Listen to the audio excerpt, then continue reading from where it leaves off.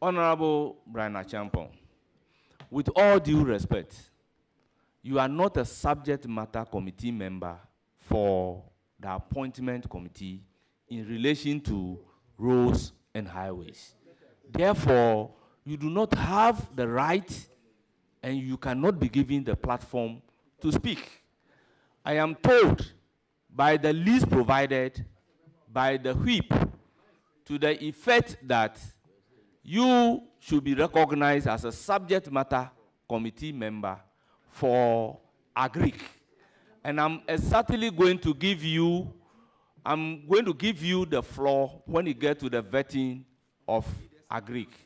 The composition of the appointment committee is by Standing Order 217. It is clear that the committee is made up of 11 members, and the committee should be assisted by leadership of the subject matter committee. So once the minister designate before us is for roads and highways, the list submitted to me by the minority side to be the subject matter committee leadership members is what I am going to go by. That is why I have not given the floor to Muntala Mohammed to speak. Thank you very much. So all the other members should take note accordingly. Honorable Deputy Minority Leader. All right, thank you, Mr. Chairman. I'm very happy that our honorable leader, the outgoing leader of the majority side, mentioned the fact that the issues that are being raised relates to appointment of chief executives and everything. Our committee's name is Appointments Committee. If there are issues, no, let me tell you, it's not just whether ministers or not. What I believe that we need to be tolerant with each other. Let people, it's a preliminary issues that he's raising, and he should be given the chance. If there are some flaws in appointment, I think that one we should listen to. You cannot rule him out. I recognize Honorable Roxanne Nelson Dafamako. Chairman, thank you very much.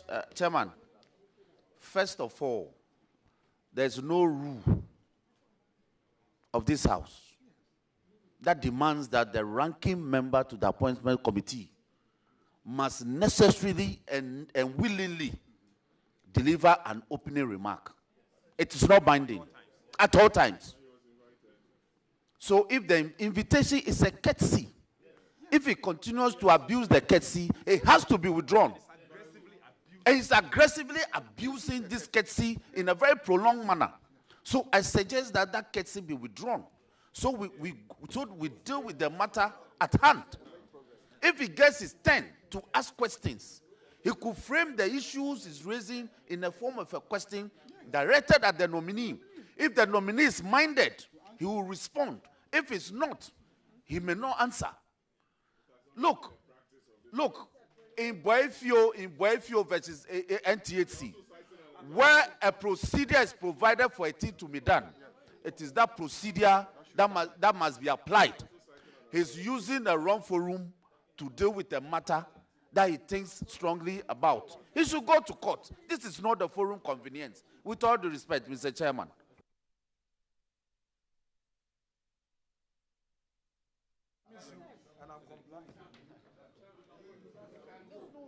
Honor. Okay. Let me hear from the ranking member on roads and highways. Thank you very much, Mr. Chairman. Mr. Chairman, well, this is my first time joining the committee for the vetting of the nominee. I don't want to think and I don't want to believe that this is exactly what happens when the committee meets to vet. I believe all of us are members of parliament, and at a point in time we have to accommodate each other. I've seen the back and forth. We've been spending almost an hour going back and forth. I would suggest it's your ranking. He is deputizing you. Just give him, well, assist, whether, yes, he is assisting, whether he's deputizing or assisting him. That is the ranking. It's a very important member of the committee. And I will plead with you, Mr. Chairman, if it is 5 minutes, 10 minutes, we have been raising point of order back and forth on this matter. Just give him 5 minutes to wrap up and let us move on. Other than that, well, honorable members, yes, I have listened to all of you, and I'm inclined to say that it is trite learning. When a procedure is set down for a right to be exercised, it is that procedure alone that must be used in exercising the right. He mentioned the case of Boyfio versus NTAC. I want to add the principles established in the case of Ashcam versus Karam. It is also true that when a matter is referred to the committee must limit itself to the referrer. The referrer to the appointment committee has nothing to do with the appointment of chief executives. I believe it is for a stated reason that the framers of the Constitution does not allow chief executives to be vetted by Parliament. It is for a stated reason that our standing orders do not allow vetting of the chief executives. So any issue relating to the appointment of chief executives, it is not a matter for consideration by the appointment committee.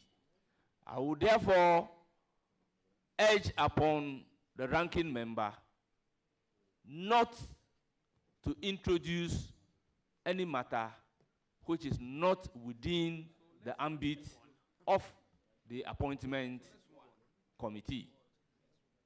Let's limit ourselves to the referral by the Speaker of Parliament, and we can make progress. Any matter which is not within the ambit of the appointment committee is hereby ruled out of order.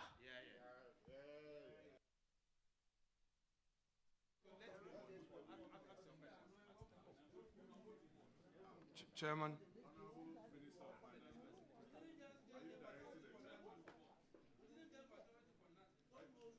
Honorable Ranking and Minority Leader, please conclude. Chairman. Chairman, I am happy that you have referred to some Supreme Court rulings, and my respected colleague, Roxanne Defiamapo, also referred to a Supreme Court decision in his submission. I will therefore rely on the same right to proceed in my response to the objection you gave by relying on the Supreme Court, Honorable Ranking. That I was reading. Honorable Ranking. Chairman. Honorable Ranking Member, I believed my ruling is loud and clear. So limit yourself to the mandate of the committee, please, with all due respect.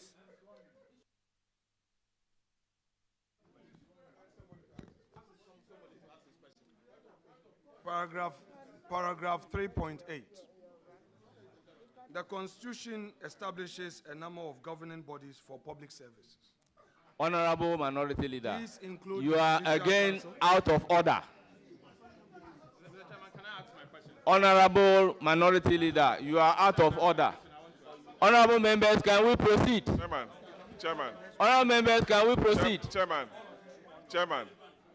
Honorable members, you cannot ask your members to on the mic. Chairman. Honorable members, let's proceed. Chairman. I would call on Honorable Mahama Shaibu to start his question. Chairman. Thank you very much. Chairman.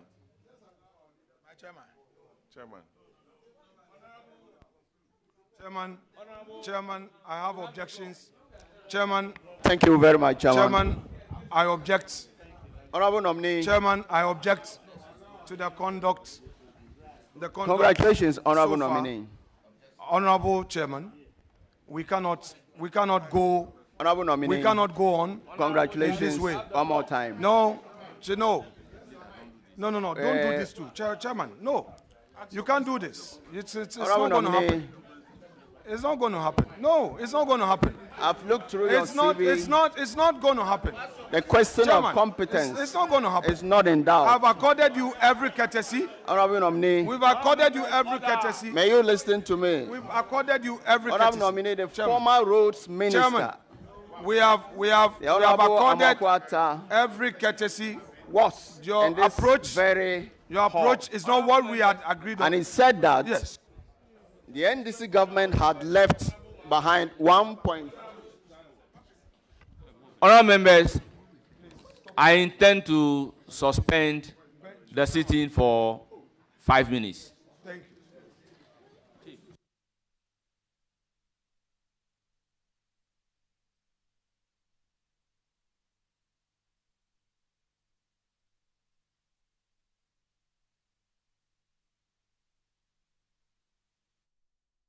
Wow, what a way to start the vetting for today. Wow. I mean, wow. Taken aback. Wow. Surprised. We thought shocking. Dealt with the issue. Exactly. Before. Wow. You would expect that these things would have been handled backstage, even before they come out to the public to engage on this front, based on what we observed during the first sitting, which we could have pardoned them, of course, having been the first time a new appointment committee under a new leader, under a new parliament had convened in such a manner.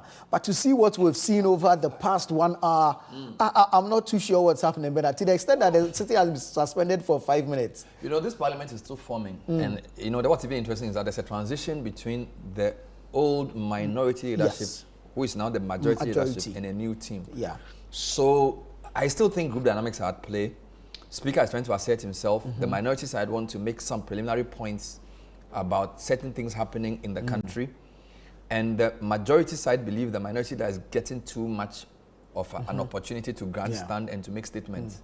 So you notice that even though Ayariga is not yet the majority leader, he's speaking more than Ato Forsen. Yeah. And also Frank Anorenpre, who is the minority chief whip, was not in the first vetting. He's now here. So the dynamics are different. What is so sad is that the nominee sat there with all his people, and he hasn't even been questioned. No, not at all. So only taking the it tells you that this group have not really come up. And it's not necessarily bad, you know, because sometimes when parliamentarians meet behind the scenes before everything, it becomes a show. So maybe what they are doing tells you that really there are issues that need to be resolved, and therefore it's good it's unfolding before our very eyes. But I think we came here to listen to the vetting of the nominee. Exactly. And I feel like Parliament should find a way not to let their confusion manifest in this manner, because it's not tidy. You get me? Because and we are not even sure what the argument is. My understanding is that the minority that wants to make a statement about two matters. So he first spoke about of course, they like the fact that the nominee has been brought in. Then they made some preliminary points about the cabinet constitution and whether there's a secretary to cabinet or secretary to president. Then his second point was to do with the appointment of chief executives and whether they can be removed without a certain procedure. This is a case that was sent in was adjudicated on 2019. I think the majority senses he was going to raise those matters, which they believe, according to the standing orders, is not a subject matter of the committee. But then the deputy minority leader is saying that once it has to do with appointments, appointments committee, yes, they vet minister nominees, but appointments can cover all appointments. Number two, they think you should allow Afenyo-Markin to make his point after which you adjudicate. Yeah. Because points of orders were raised, the chairman ruled on the point of order and said Mr. Markin was out of order.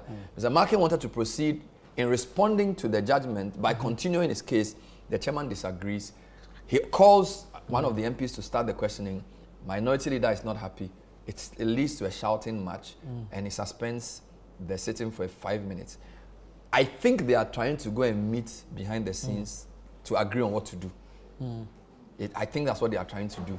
And don't forget that these MPs, because they know the cameras are on them, sometimes they take entrenched positions on both sides, so their constituents and the public will see that they are working. Yeah. But I don't know how long this will take. And you know, it's funny. We thought that this would be shorter. Yeah. Because at Tuforsin case, we said, oh, this is the first time they are meeting, so let them do this. But it's the same thing. He made a statement at the beginning. There were objections. He initially finished his statement before the vetting started. As we speak, it's 11:40. We were told that vetting starts at 9. We started our coverage around 10:30. Yeah. And here we are at 11:40. They haven't even started the vetting. So I don't know what's going on there. You know, it's it's going to be an interesting day. It's going to be an interesting day. If you consider the critical role the vetting plays in assessing a nominee, his capabilities, integrity, and all that, whatever it is that he brings to the role he's been assigned, and how much time we spend on some of these back and forth, it takes away from the actual process of getting the right material from the nominee. Nana, what is going on is beyond vetting. So we are told vetting is happening, but what's happening is really that the Parliament of Ghana, the 9th Parliament, wants to show us their nature. Right. Now, in the 8th Parliament, you had 137, 137-1. It was an even Parliament, and we saw that there was a lot of concessions and consensus. Exactly. Now we have a 2/3, 1/3. And because people have referred to the minority as a micro-minority, they want to assert themselves that they will not be pushovers. I believe they are taking inspiration from the 96th Parliament. The Parliament that J.H. Mensah, Nana Akufo-Addo and co. So you can notice that Afenyo-Markin makes a lot of reference to earlier parliaments. Because the public thinks that MPP has been defeated so badly in the election that they will be pushovers. The minority wants to show the country that they will not be pushovers. Now, since Parliament started this 9th session, this 9th Parliament began its sittings, this is the most public thing they've done. Because usually the plenaries are not that exciting. It's the appointment committee that people like to watch. So I believe the minority wants to show Ghanaians what they can do. Right. And the majority wants to show that we have a 2/3, so you cannot come and push us around. Which is why every time the chair gives a chance to the minority side to speak, the majority guys are saying, why are you allowing him? Exactly. So they are playing their game in front of our eyes. Unfortunately, the appointees have been subjected to this spectacle. So I can say that if it was even a normal committee meeting to discuss public finance, they will have done the same thing. Because the minority wants to show that they will not be pushed around. And the majority wants to show that we have the mandate of the people, and you guys didn't give us too much of a chance. So this is beyond vetting. This is Parliament showing Ghanaians what they want to do. So expect a lot of this in the days ahead. Not just on this committee. This is the way I see but it. even at plenary on the I'm floor. telling you. I'm telling you. Before I go to Sami, do you think that the committee is, for want of a better